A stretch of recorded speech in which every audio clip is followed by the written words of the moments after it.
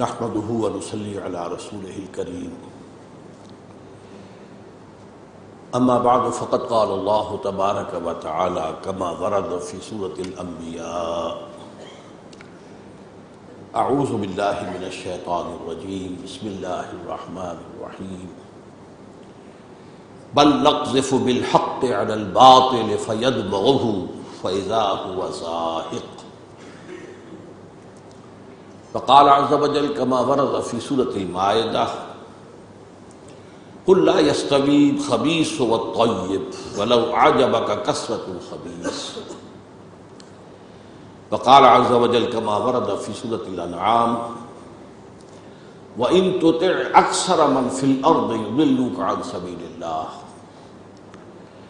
وقال عز وجل كما ورد في سورة آل عمران لا يغرنك تقلب الذين كفروا في البلاد متاع قليل ثم مأواهم جهنم وبئس المهاد صدق الله العظيم رب اشرح لي صدري ويسر لي امري واحلل عقدة من لساني يفقهوا قولي اللهم ربنا الهمنا رشدنا واعذنا من شرور انفسنا اللهم ارنا الحق حقا وارزقنا اتباعه وارنا الباطل باطلا وارزقنا اجتنابه آمین یا رب العالمین۔ گزشتہ جمعے میں نے اعلان کر دیا تھا کہ آج درس حدیث کی بجائے حالات حاضرہ پر گفتگو ہوگی، اور میرا ارادہ تھا کہ اس کے دونوں حصے آج مکمل کر لوں، یعنی بین الاقوامی سطح پر کون کون سی لہریں جو ہیں اٹھ رہی ہیں، کیا انڈر کرنٹس ہیں، کیا اوپر نظر آنے والی نہریں ہیں اور کیا لہریں ہیں اور کیا انڈر کرنٹس ہیں، اور جو حالات و واقعات جو ہیں ان کے بٹوین دی لائن آدمی پڑھ کر بین السطور سمجھ سکے کہ یہ معاملہ کدھر جا رہا ہے۔ اس کے ساتھ ہی یہ کہ سلطنت خداداد پاکستان کا جو امیجیٹ ماحول ہے ارد گرد کا علاقائی، اور اس کے جو داخلی حالات ہیں اس پر بھی گفتگو ہو کہ ہم کدھر جا رہے ہیں اور اس کے عقدے کیا ہیں اور ان کو حل کرنا کس طرح ممکن ہے۔ لیکن میں نے طے کیا ہے کہ آج میں اپنی گفتگو صرف پہلے حصے تک محدود رکھوں گا، اس لیے کہ مضمون طویل ہے، بہت زیادہ اختصار سے کام لیا تو بات واضح نہیں ہو سکے گی۔ دیکھیے، سب سے پہلی بات یہ جان لیجئے کہ قرآن مجید کا اپنا ایک فلسفہ تاریخ ہے۔ آپ کو معلوم ہے کہ یہ عمرانی علوم کے اندر ایک اہم شعبہ ہے، فلسفی آف ہسٹری۔ تاریخ کے اندر اتار چڑھاؤ کیسے آتے ہیں، کس طور سے آتے ہیں، کس وجہ سے آتے ہیں۔ ٹوائن بھی اس دور کا سب سے بڑا سمجھا جاتا ہے کہ وہ فلسفر آف ہسٹری تھا۔ اسپینگلر اس سے پہلے ایک بہت بڑا گزرا۔ قرآن کا اپنا ایک فلسفہ تاریخ ہے، اور وہ یہ ہے کہ یوم اول سے تا قیام قیامت یہاں ایک کشمکش یا کشاکش حق و باطل کے درمیان جاری ہے اور رہے گی۔ ستیزہ کار رہا ہے ازل سے تا امروز، چراغ مصطفی سے شرار بو لہبی۔ یہ کشمکش ہے، یہ کشاکش ہے، یہ لفظ ہے، کشمکش نہیں۔ عام طور پر اردو میں ہم کشمکش بول دیتے ہیں، یہ کشاکش ہے، کھینچتان، ٹگ آف وار، باطل اور حق کے درمیان مقابلہ، ایک رسہ کشی ہے جو ہوتی چلی آئی۔ اب اس میں ظاہر بات ہے کہ اکثر و بیشتر غلبہ جو ہے باطل کا رہا ہے، یہ تاریخی حقیقت ہے۔ وقفے وقفے سے حق آ کر باطل کے سر پر کوڑا مارتا رہا ہے اور باطل کو ختم کرتا رہا ہے، وقفے وقفے سے۔ اسی لیے میں نے آپ کو سورہ انبیاء کی آیت سنائی ہے، بل نقذف بالحق علی الباطل فیدمغہ فاذا هو زاہق۔ ہم حق کا کوڑا مارتے ہیں باطل پر جو اس کا دماغ نکال دیتا ہے، بھیجا نکال دیتا ہے، اور وہ تو ہے ہی زائل ہو جانے والی شے، وہ پادر ہوا ہے، اس کے لیے ثبات ہے ہی نہیں۔ لیکن اکثریت کا معاملہ ہمیشہ جو رہا ہے اس کے لیے میں نے 3 آیتیں آپ کو سنائی ہیں۔ چنانچہ قرآن مجید میں کہا گیا مسلمانوں سے، قل هل يستوي الخبيث والطيب ولو اعجبك كثرة الخبيث۔ دیکھو ناپاک اور پاک برابر نہیں ہو سکتے، خواہ ناپاک کی کثرت تمہیں مرعوب کر دے، ناپاک جو ہے زیادہ طاقتور نظر آ رہا ہو، زیادہ ڈیل ڈول میں نظر آ رہا ہو، زیادہ اس کا غلبہ ہو، زیادہ اس کا تسلط ہو، زیادہ لوگ اس کے پیروکار ہوں، تو اس سے مرعوب ہونے کی ضرورت نہیں ہے، پاک پاک ہی رہے گا، ناپاک ناپاک ہی رہے گا۔ اسی طرح فرمایا وَإِن تُطِعْ أَكْثَرَ مَنْ فِي الْأَرْضِ يُضِلُّوكَ عَنْ سَبِيلِ اللَّهِ، یہ سورہ انعام کی آیت ہے 116۔ اگر تم زمین میں بسنے والوں کی اکثریت کی پیروی کرو گے تو وہ تو لازماً تمہیں گمراہ کر دے گا۔ اسی طرح نقشہ کھینچا گیا ہے سورہ آل عمران کے آخری آیات میں، لا یغرنک تقلب الذین کفروا فی البلاد متاع قلیل، یہ کافروں کی جو تم چلت پھرت دیکھ رہے ہو، ان کا آنا جانا، ان کی شان اور شوکت، ان کے ٹھاٹ آ رہے ہیں، بڑے ٹھاٹ سے جا رہے ہیں، بڑے ٹھاٹ سے بڑے ویلکم ہو رہے ہیں، لاکھوں کے لوگ جو ہیں جمع ہیں، اور یہ ہے اور وہ ہے، اور اس کے پیچھے پیچھے بڑی سپر پاورز بھی ہیں، فلاں بھی ہے، یہ بھی ہے، اس سے مرعوب ہونے کی ضرورت نہیں ہے۔ لا یغرنک، تمہیں دھوکے میں نہ ڈال دیں، تقلب الذین کفروا فی البلاد، یہ جو کافروں کی چلت پھرت ہے، آمد و رفت ہے، ایاب و ذہاب ہے، یہ جو دنیا میں اکڑتے ہوئے نظر آ رہے ہیں چلتے ہوئے، اس سے دھوکہ نہ کھانا، متاع قلیل، یہ بہت تھوڑے سے دیر کا ساز و سامان ہے، ثم مأواہم جہنم وبئس المہاد، اور اس کے بعد ان کا ٹھکانہ جو ہے وہ جہنم ہے، اور وہ بہت ہی برا ٹھکانہ ہے۔ اس کے ضمن میں آخری فتح جو ہونی ہے وہ حق کی ہونی ہے، فیصلہ کن، اس کی خبریں دے دی گئی ہیں محمد الرسول اللہ صلی اللہ علیہ وسلم کی احادیث کے اندر۔ اور اس ضمن میں یہ نوٹ کر لیجئے کہ اب حال ہی میں اور مستقبل قریب میں یہ جو کشاکش چلتی رہی ہے، اس کا عظیم ترین معرکہ پیش آنے والا ہے۔ اس کو جو علامہ اقبال نے کہا ہے، میں انہیں سیر مانتا ہوں کہ وہ آنے والے حالات کو جانتے تھے، دیکھتے تھے۔ گاہ میری نگاہ تیز چیر گئی دل وجود، نگاہ ہے، اللہ دیتا ہے۔ اتقوا فراست المومن فإنہ ینظر بنور اللہ، مومن کی فراست سے ڈرو، اس لیے کہ وہ اللہ کے نور سے دیکھتا ہے، تو اللہ کے نور سے دیکھنے والے کو تو بہت دور کا نظر آتا ہے۔ اسی طرح کہا تھا اقبال نے مسجد قرطبہ کو کہ باہر دریائے ابھی کبیر بہہ رہا ہے، آب روان کبیر تیرے کنارے کوئی دیکھ رہا ہے کسی اور زمانے کے خواب، کوئی آنے والا زمانہ ہے، میں اس سے دیکھ رہا ہوں۔ تو اس معاملے میں دنیا کو ہے پھر معرکہ روح و بدن پیش، تہذیب نے پھر اپنے درندوں کو ابھارا، اللہ کو پامر دیے مومن پہ بھروسہ، ابلیس کو یورپ کی مشینوں کا سہارا۔ اب اس میں یہ جان لیجئے کہ یہ خیر و شر کی جو کشاکش ہے، اس کے دو پہلو ہیں، ایک ہمارے اندر ہے، ایک میدان جنگ ہے، ہمارے اندر ہمارا نفس امارہ ہمیں شر کی طرف دھکیلتا ہے، ان النفس لامارۃ بالسوء، اور ہمارے اندر ہی روح ربانی ہمیں اللہ کے قریب ہونے کے لیے تشویش دلاتی ہے، اللہ کا تقرب حاصل کرو۔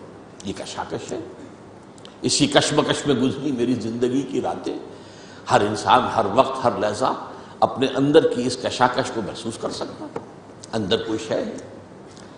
ایک اس کا جو ہے جنگ، میدان جنگ، وہ خارج میں ہے، نظر آتا ہے، مرئی ہے۔ اس میں کیا ہے؟ ایک طرف آدمی ہے اور ایک طرف شیطان ہے۔ آدمی کو حق کی تقویت پہنچانے کے لیے نیک بندے بھی ہیں، داعیان ہیں خیر کے، مبلغ ہیں بھلائی کے، اور ملائکہ بھی ہیں۔ دوسری جانب اس شر کو تقویت دینے کے لیے شیاطین جن و انس ہیں، عزازیل ہے شیطان اعظم، پھر اس کی صلبی اولاد ہے جنات میں سے، پھر اس کے ایجنٹ ہیں انسانوں میں سے۔ تو یہ سمجھیے کہ یہ چومکھی جنگ ہے، اندر باہر ہو رہی ہے۔ اب اس میں سمجھیے کہ یہ جو ابلیس کو اور اس آدم سے جو دشمنی ہوئی تھی، اس میں جو ہمارے باطل کی صف بندی اس وقت ہے وہ کیا ہے؟ باہر کی بات اب میں کر رہا ہوں، اندر کی نہیں۔ اندر تو نفس امارہ ہے اور روح ربانی ہے، روح ملکوتی ہے، یہ ڈیوائن سپارک ہے۔ باہر جو ہے اس جنگ کا سپہ سالار اعظم عزازیل نامی جن ہے، جو بہت بڑا عالم اور زاہد ہونے کی وجہ سے فرشتوں میں شامل ہو گیا تھا۔ جنات میں اور فرشتوں میں زیادہ فرق نہیں ہے۔ فرشتوں کی تخلیق نور سے ہوئی ہے، جنات کی نار سے ہوئی ہے۔ نور اور نار عربی اعتبار سے ایک ہی مادے کے الفاظ ہیں، تو نار اور نور وہ بھی غیر مرئی ہے، یہ بھی غیر مرئی ہے۔ وہ بھی بہت سی شکلیں اختیار کر سکتے ہیں، یہ بھی کر سکتے ہیں۔ وہ بھی بہت دور تک آمد و رفت ہے، ان کی بھی کافی حد تک آمد و رفت ہے دنیا میں، کائنات کے اندر۔ تو یہ بہت قریب ہے۔ تو یہ جو عزازیل تھا، جس کو کہا گیا معلم الملکوت، یہ اپنے علم اور تقوی اور زہد، اس کی عبادت کی وجہ سے ملائکہ کا گویا کہ استاد بن گیا تھا۔ لیکن جب اللہ تعالیٰ نے فیصلہ کیا حضرت آدم کو خلافت عرضی دینے کا، تو اس نے بغاوت کا عالم بلند کر دیا۔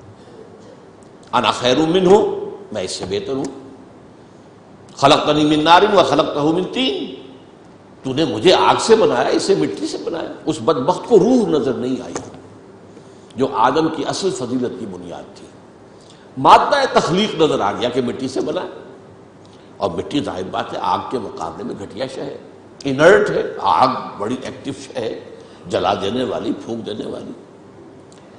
اس عزازیل کے پھر ایجنٹ ہیں دنیا میں، انسانوں میں سے بھی، من الجنۃ والناس، اور انسانوں میں سے بھی اور جنات میں سے بھی۔ اور ان ایجنٹوں میں آج سے 1400 برس قبل سے سب سے بڑا ایجنٹ یہودی ہے۔ اس کی وجہ کیا ہے؟ عزازیل بھی برباد ہوا تکبر اور حسد کی وجہ سے۔ تکبر، میں زیادہ بڑا ہوں، اور یہ خلافت اس کو کیوں دی گئی، مجھے دی جانی چاہیے تھی۔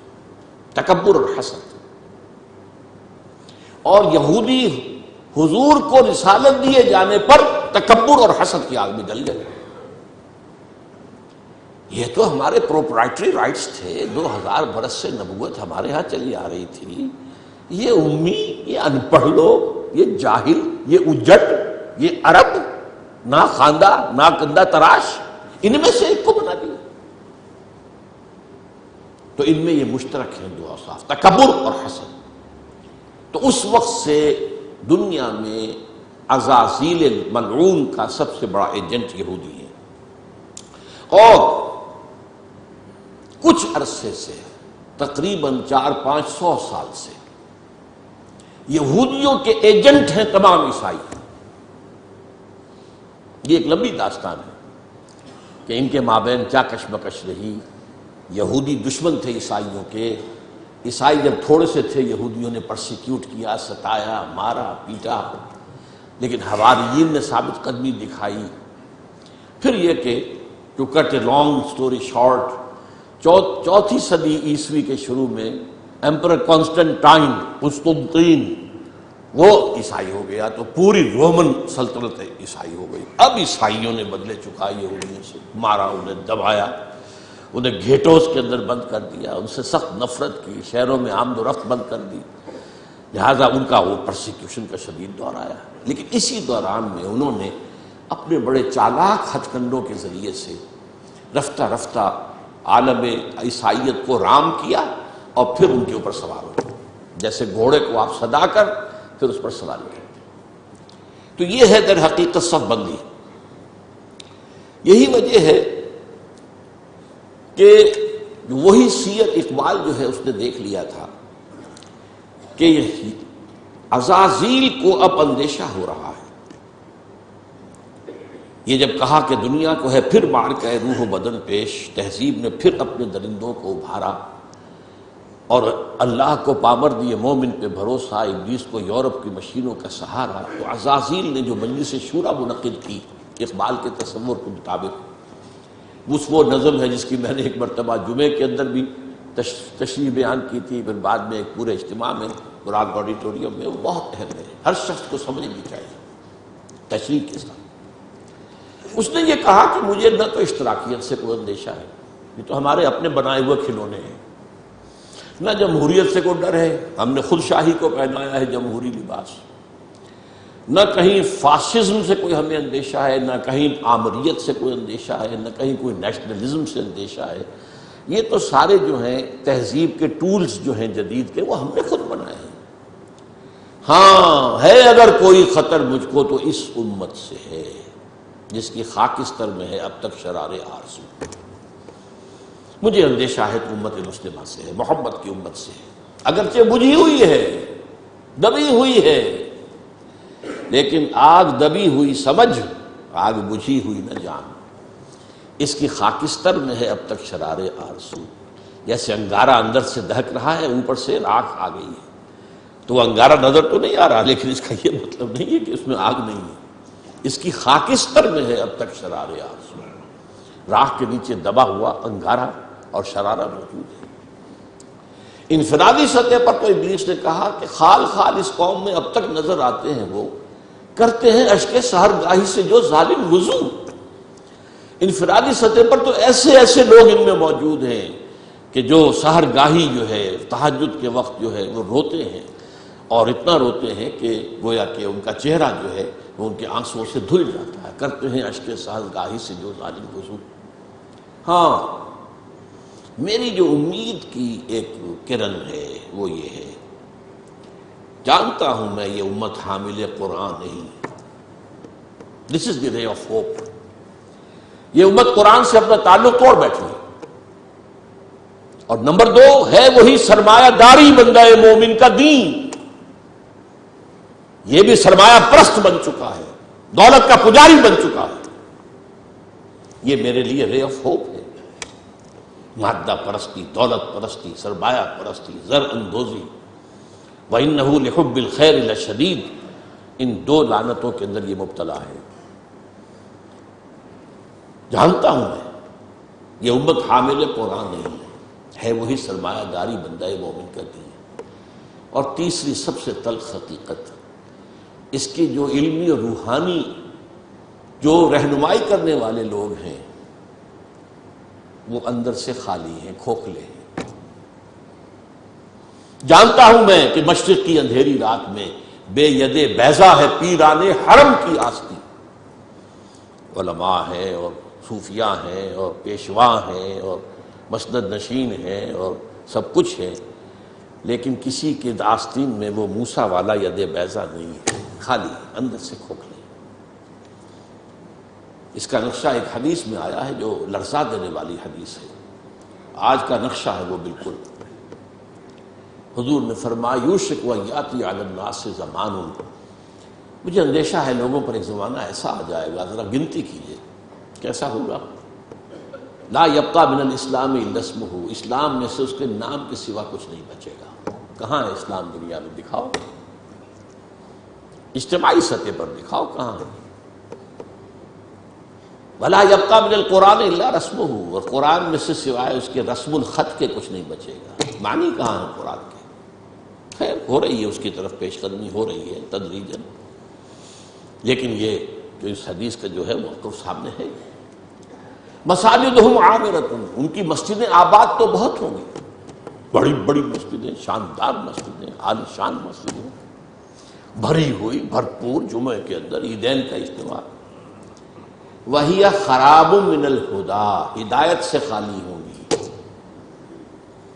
ایک رسم پرستی ہو رہی ہوگی، ایک ریچولزم ہو رہی ہوگی، رہ گئی رسم اذاں روح بلالی نہ رہی، رہ گئے فلسفہ، رہ گیا تلقین غزالی نہ رہی۔ اور آخری بات، علماءہم شر من تحت عدیم السماء، ان کے علماء آسمان کی چھت کے نیچے کی بدترین مخلوق ہوں گے۔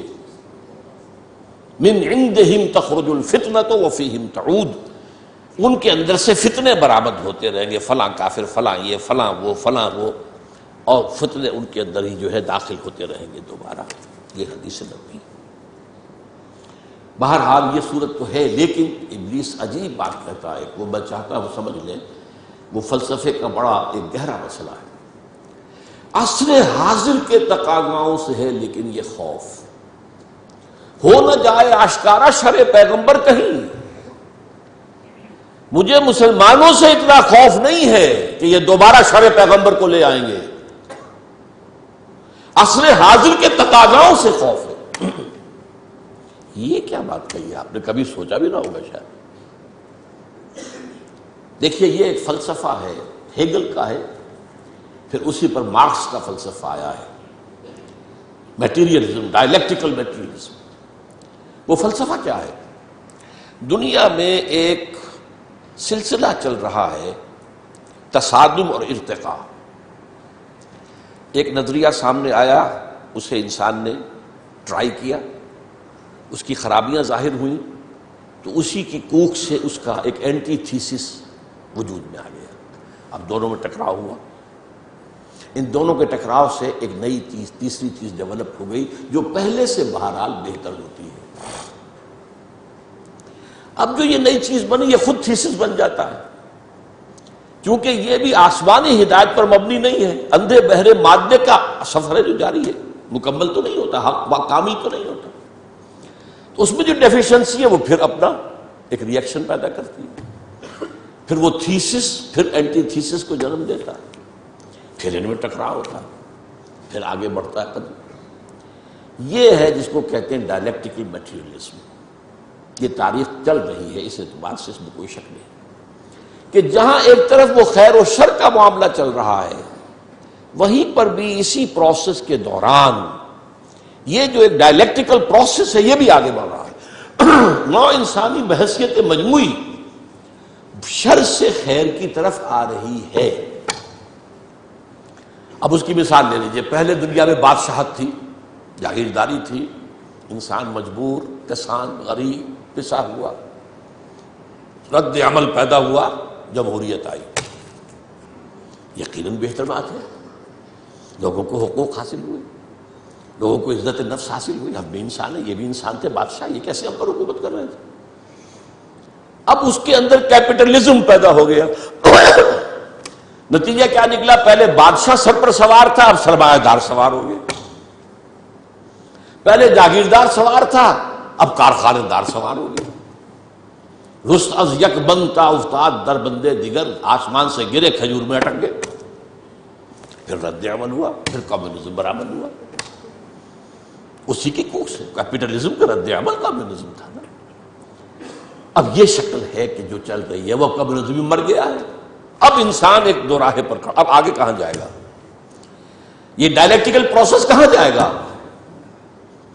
مغربی دنیا سمجھ رہی ہے کہ ہمارا نظام ہی بس جیت گیا ہمیشہ کے لیے، ہمارا جو سیکولر لبرل اور عوامی حاکمیت پر مبنی جمہوریت کا نظام اور ہمارا جو پرائیویٹ اونرشپ اور انٹرسٹ اور بینکنگ پر مبنی ہمارا معاشی نظام، بس یہی بہترین ہے، جیت گئے، اب یہ فائنل جیت ہے، اینڈ آف ہسٹری۔ فوکویاما نے کتاب لکھی، اب انسان اپنی آخری حد کو پہنچا، جس پر پھر ہنٹنگٹن نے کہا نہیں، ابھی ایک تصادم ہونا ہے۔ اس نے تہذیبوں کا تصادم کا نام دیا تھا، لیکن ایک اور شخص نے بعد میں کہا نظاموں کا تصادم ہوگا۔ قرآن نے اس فلسفے کو بیان کیا ہے۔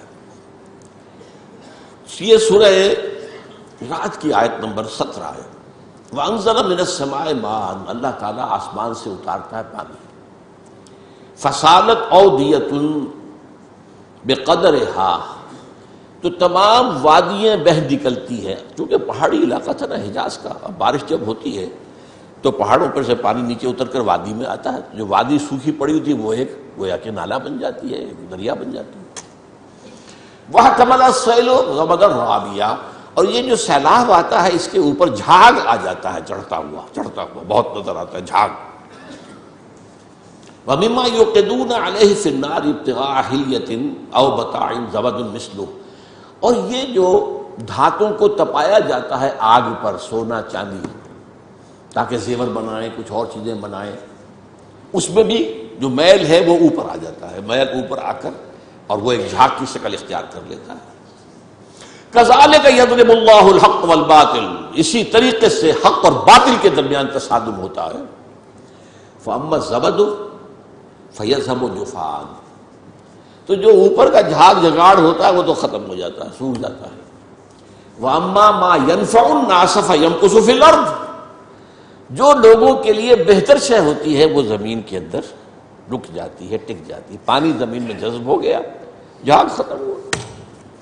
تو اسی طریقے سے یہ تھیسس اینٹی تھیسس کے ٹکراؤ میں جب سنتھسس ہوتا ہے تو بہت سا میل کچیل نکل جاتا ہے، ختم ہو جاتا ہے، اور جو انسانیت کے حق میں مفید تر شے ہوتی ہے وہ باقی رہتی ہے. یہ عمل جاری ہے، اور اقبال نے اصل میں اسی اعتبار سے کہا ہے کہ اسی عمل کا منطقی نتیجہ یہ ہے کہ اسلام آئے گا. ہر کجا بینی جہان رنگ و بو، آنکھ کی از خاکش بیورد آرزو، یا ز نور مصطفیٰ اورا بہاست، یا ہنوز اندر تلاش مصطفیٰست.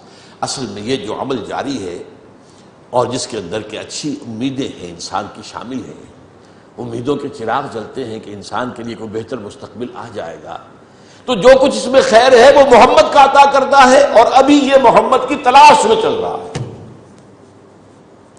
یا ز نور مصطفیٰ اورا بہاست، یا ہنوز اندر تلاش مصطفیٰ، جائے گا وہیں پر اسی نظام.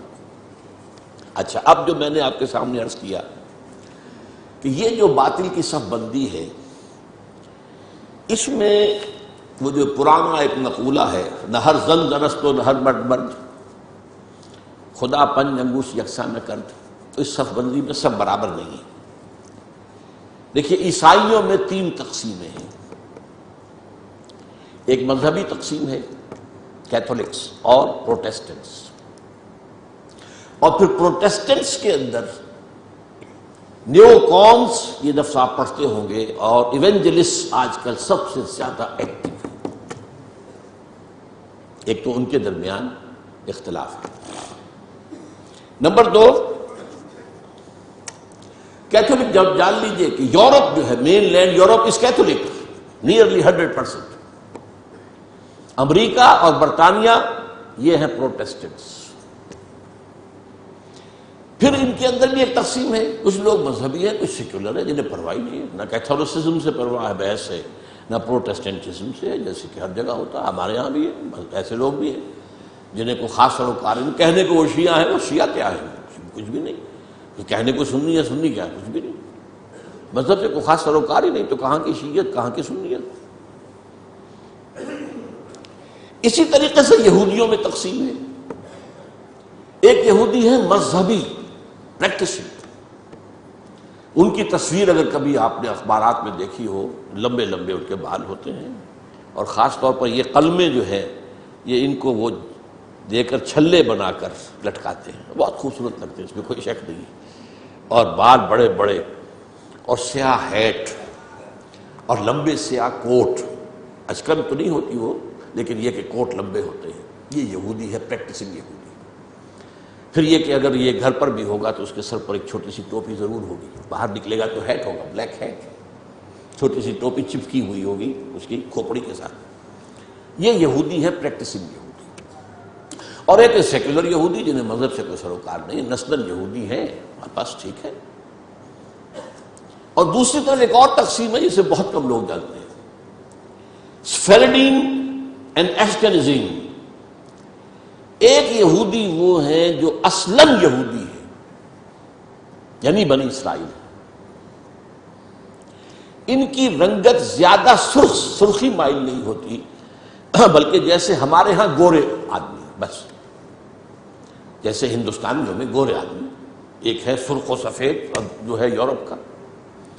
یہ لوگ ہیں اصل یہودی. یہ ایشیائی ہیں. یہودی تو ایشیائی قوم ہے، یہ یورپین قوم تو نہیں ہے. ان کا وطن تو فلسطین تھا. ایک ہے یہ سرخ، انگاروں کے طریقے سے سرخ. یہ اصل میں یہودی نسل سے نہیں ہے. یہ اصل میں 7ویں صدی عیسوی میں ایک خاص حکومت تھی جو کہ آج کل کے بحیرہ کیسپیئن کے قریب تھی. ہاجر ایک قوم تھی. اس پر دباؤ پڑ رہا تھا، ایک طرف عیسائیوں کی طرف سے کہ عیسائی ہو جاؤ، ایک طرف مسلمانوں کی طرف سے کہ مسلمان ہو جاؤ. اور وہ بادشاہ رہنا چاہتا تھا نیوٹرل.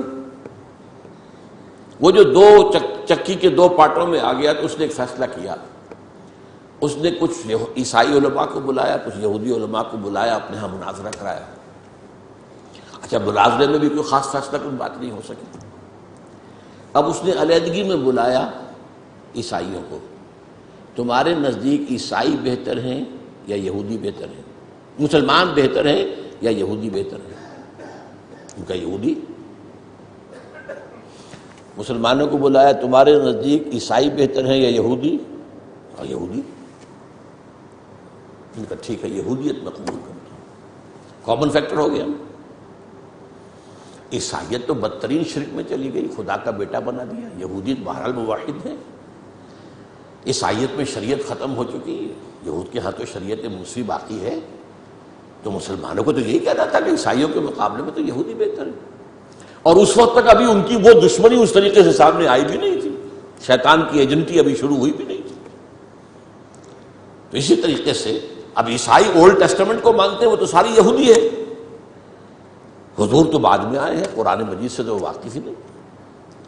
تو انہوں نے کہا یہودی، انہوں نے کہا یہ، اس نے یہودیت اختیار کری۔ یہ قوم ہے جو اس وقت زیادہ چھائی ہوئی ہے، اور یہ بنیادی طور پر سیکولر ہے، اور اسی میں صہیونی تحریک جو ہے، صہیونی زائنسٹ موومنٹ اس کی ہے۔ They are not really بنی اسرائیل، they are not the progeny of Jacob علیہ السلام، حضرت یعقوب کی نسل سے نہیں ہے، یہ ترک نسل ہے۔ یہ یوں سمجھیے کہ یاجوج ماجوج کی جو نسلیں ہیں ان میں سے ایک نسل ہے، اور یہ جو ہے وہ جو سرخ و سفید رنگت کے لوگ ہوتے ہیں یہ ان میں سے ہیں۔ اب آئیے آگے، یہ جو گٹھ جوڑ ہے اس کے اہداف کیا ہیں؟ What do they want؟ Number 1، عالم اسلام کے وسائل پر قبضہ، خاص طور پر تیل۔ اس وقت دنیا کے اندر کرائسس آنے والا ہے تیل کے معاملے میں، شدید۔ اور تیل جس طریقے سے ان صنعتی ممالک کے لیے ایک ناگزیر شے بن گئی ہے، جیسے ہم ہوا کے بغیر نہیں جی سکتے، وہ تیل کے بغیر نہیں جی سکتے۔ تو انہیں تو چاہیے، عراق کا جو قبضہ ہے تیل کا پیش نظر تھا، اور افغانستان میں بھی ان کے پیش نظر یہ تھا کہ افغانستان کے راستے سے سینٹرل ایشیا کے جو تیل اور گیس کے ذخائر ہیں ان کو کھینچا جائے۔ تو پہلی بات تو ہے یہ وسائل، عالم اسلام کے وسائل پر قبضہ۔ نمبر 2، عالمی مالیاتی استعمار، پوری دنیا میں ایک امپیریلزم، نیا امپیریلزم، لیکن وہ امپیریلزم جو ہے کولونائزیشن کی شکل میں نہیں، اس شکل میں نہیں کہ انگریز آیا اور ہندوستان کو اس نے غلام بنا لیا، کوئی گیا اور کسی نے لیبیا کو غلام بنا لیا، کسی نے موراکو کو غلام بنا لیا، کسی نے انڈونیشیا کو، نہیں، غلام بنانے کی ضرورت ہی نہیں ہمیں۔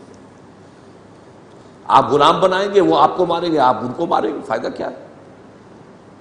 ایسا مالیاتی نظام بناؤ کہ یہ سب بن جائیں حیوان بن کر کام کریں، مشقت کریں، اس مشقت سے جو حاصل ہو اس کو ہم اپنے بینکنگ کے نظام کے ذریعے سے اس کی کریم کھینچ لیں، تلچھٹ چھوڑ دیں، جاؤ۔ آخر انہیں بھی تو سسٹین تو کرنا ہے نا، وہ ختم ہو جائیں گے تو پھر آگے محنت کون کرے گا؟ تانگے والا جو ہے شام کو گھوڑے کو چارہ نہیں ڈالے گا، اگر کوئی چنا ونا نہیں، دال وال نہیں دے گا تو اگلے کیسے جوتے گا؟ لہٰذا وہ ان کو چھوڑ دو، کریم کھینچ دو۔ تو تمہیں آم کھانے سے غرض ہے کہ پیڑ گرنے سے؟ یہ ہے عالمی مالیاتی استعمار۔ اس کا بھی سربراہ امام امریکہ ہے، اور اس سے بھی اوپر ٹاپ پر اصل میں یہودی ہے، یہودی بینکرز، بینکوں کا نظام انہوں نے ایجاد کیا۔ یہ اس پروسیس کا حصہ ہے جو میں نے کہا تھا، انہوں نے جو ریگین کی اپنی پوزیشن عیسائیوں کے مقابلے میں۔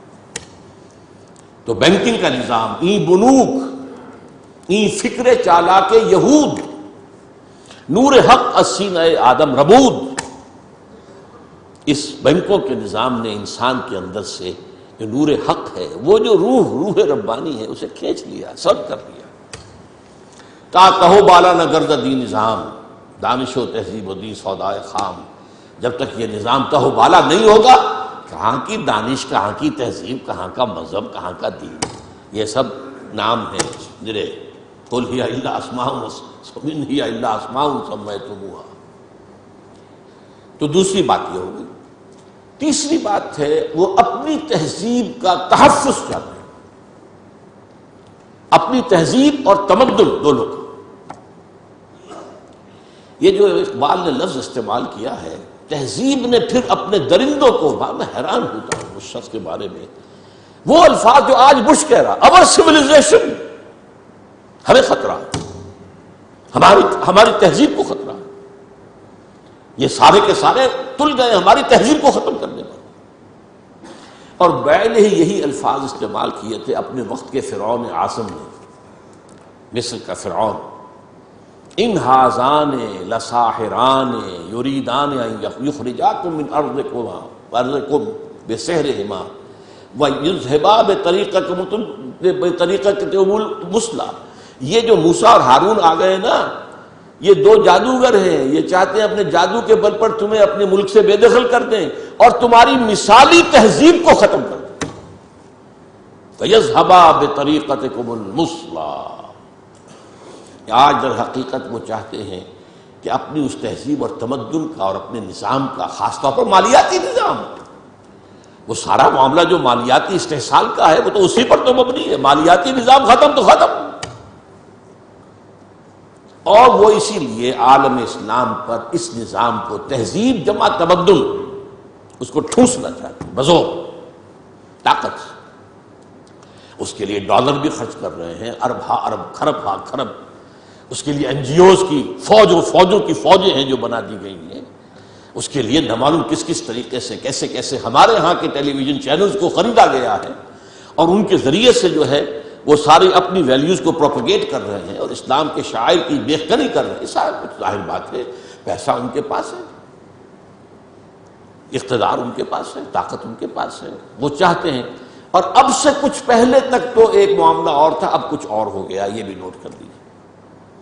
اب سے کچھ پہلے تک ان کا معاملہ یہ تھا کہ اسلام ایز اے مذہب سے ہماری کوئی دشمنی نہیں، ہم اسلام as a then, political Islam, یہ نظام کی بات جو تم کرتے ہو، یہ خلافت کا نام جو لیتے ہو، یہ ہم برداشت نہیں کر سکتے. Nothing doing.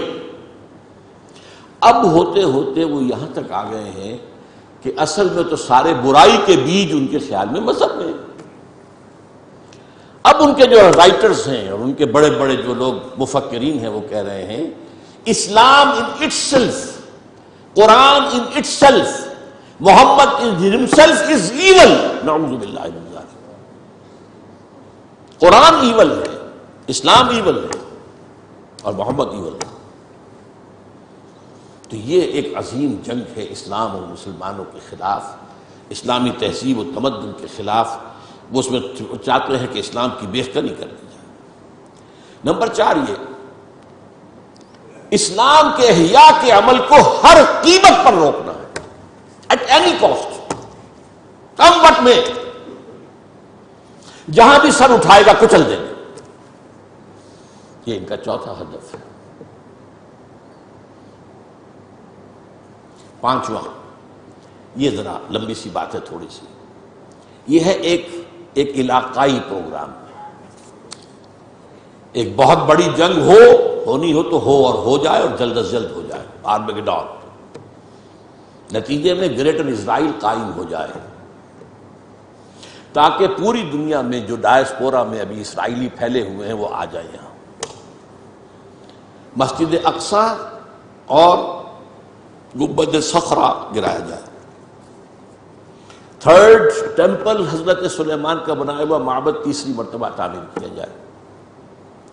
اس میں حضرت داؤد کا تخت لا کر رکھا جائے. وہ تخت آج بھی موجود ہے، ویسٹ منسٹر ایبے، برطانیہ کی پارلیمنٹ کے ساتھ جو چرچ ہے اس میں وہ رکھا ہوا ہے. وہ ایک پتھر تھا جس پر حضرت داؤد علیہ السلام کو بٹھا کر ان کی تاج پوشی کی گئی تھی. وہ رہا ہے، ہیکل کے اندر موجود رہا. وہاں سے ٹائٹس رومی لے گیا سن 70 میں اسے. روم سے گیا آئرلینڈ سے آیا اسکاٹ لینڈ سے آیا برطانیہ. اب وہ وہاں موجود ہے اور برطانیہ میں بادشاہ ملکہ کی کورونیشن جو ہوتی ہے اسی پتھر پر بٹھا کر ہوتی ہے. جب وہ آ جائے گا تو یہ چیزیں تو مشترک ہیں ان کے درمیان. آرمیگیڈون، گریٹر اسرائیل، تمام دنیا سے اسرائیلیوں کو لا کے آباد کر دینا، اور ٹیمپل آف دی ماؤنٹ کی تعمیر اور اس کے لیے مسجد اقصی اور گنبد صخرہ کو گرا دینا، اور تھرون آف ڈیوڈ لا کے رکھ دینا. اس کے بعد عیسائیوں کے نزدیک حضرت مسیح نازل ہوں گے اور اس تخت پر بیٹھ کر دنیا پر حکومت کریں گے. یہاں ہمارا ان کا عقیدہ کچھ آ کر مل جاتا ہے. اور اس یہودیوں کے نزدیک ان کا جو مسیحا جس کے وہ منتظر ہیں وہ آئے گا، جس کو ہم کہیں گے دجال، المسیح الدجال، ان کا مسیحا جھوٹا، وہ آ کر بیٹھے گا اور وہ دنیا پر حکومت کرے گا. یہ ہیں ان کے اہداف. اب دیکھیے میں تھوڑی تھوڑی تقسیم آپ کو بتا دوں.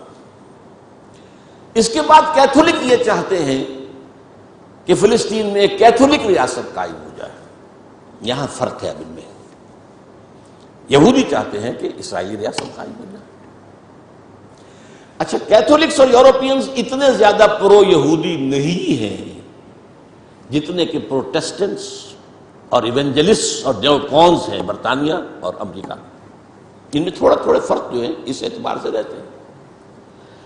اب یہی وجہ دیکھیے کس قدر زمین و آسمان کا فرق ہوا. عراق کی جنگ کے لیے کوئی بڑا کولیشن نہیں بن سکا.